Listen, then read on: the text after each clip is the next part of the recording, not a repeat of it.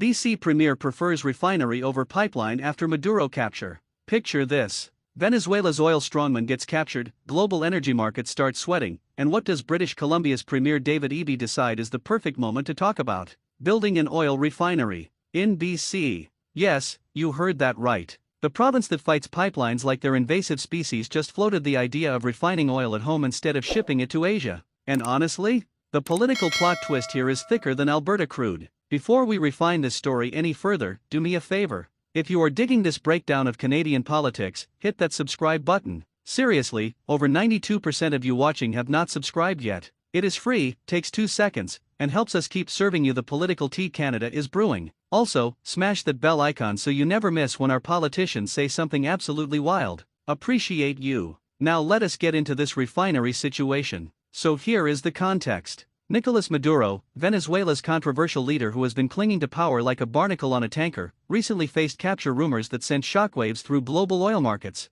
Venezuela sits on some of the world's largest oil reserves, but years of mismanagement and sanctions have crippled their production. When instability hits a major oil producer, everyone in the energy game starts recalculating their spreadsheets. And apparently, David Eby saw this moment and thought, you know what Canada needs? A refinery conversation.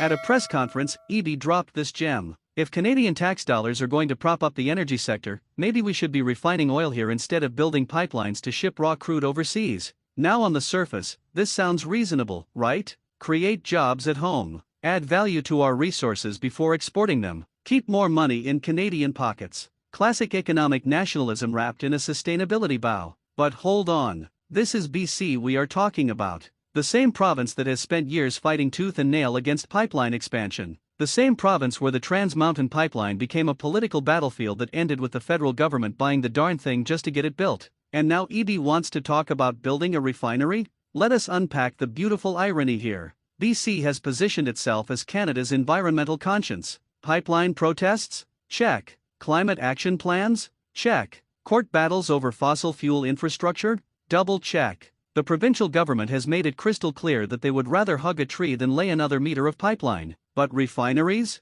Apparently, those might get a warmer reception. And the reason Eby is floating this idea now, tied to the Maduro situation, is actually pretty clever politics. Here is the play. Global oil markets are unpredictable. Venezuela's chaos reminds everyone that energy security matters. Canada produces oil, but we refine embarrassingly little of it domestically. We ship crude to the US, they refine it, and sometimes we buy it back as gasoline. It is like selling someone flour, having them bake bread, and then buying back sandwiches at a markup.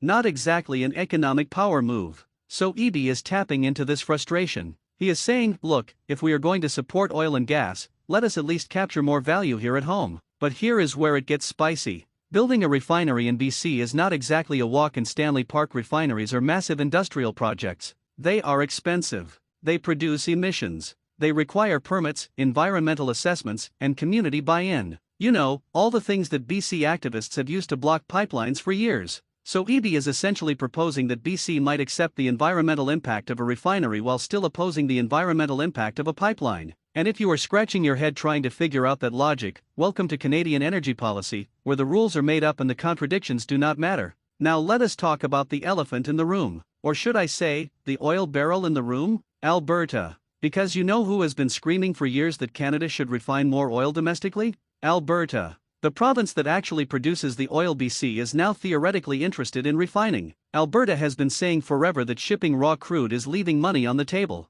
But every time Alberta tries to build infrastructure to get their oil to market, BC throws up roadblocks. So imagine being an Albertan watching David Eby suddenly discover the virtues of domestic refining. It is like your neighbor refusing to let you use the driveway and then suggesting maybe they will build a garage on their side. Thanks, but we have been trying to park for a decade. The timing here, linked to Maduro's capture, also reveals something important about how politicians frame energy policy. Eby is not saying we should build a refinery because oil is good. That would be political suicide in parts of BC. Instead, he is framing it around energy security, economic sovereignty, and smart use of tax dollars. It is the same oil, the same industry, but the packaging makes all the difference. And that is politics, baby. Here is the reality check. Building a new refinery in Canada is incredibly difficult. The last major refinery built here was in the 1980s. The costs are astronomical. The regulatory hurdles are Mount Everest-sized. And even if you clear all that, you still need to convince communities that having a refinery in their backyard is a good idea.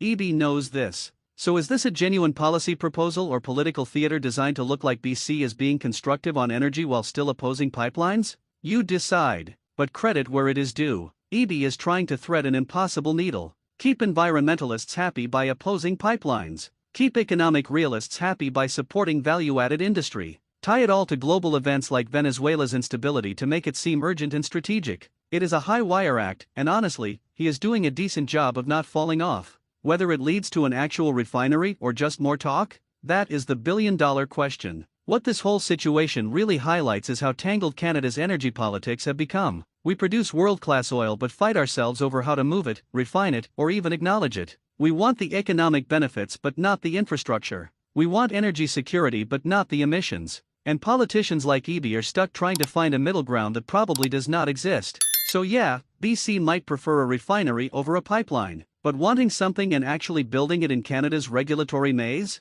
Those are two very different things. Thanks for watching, everyone. Catch you in the next one.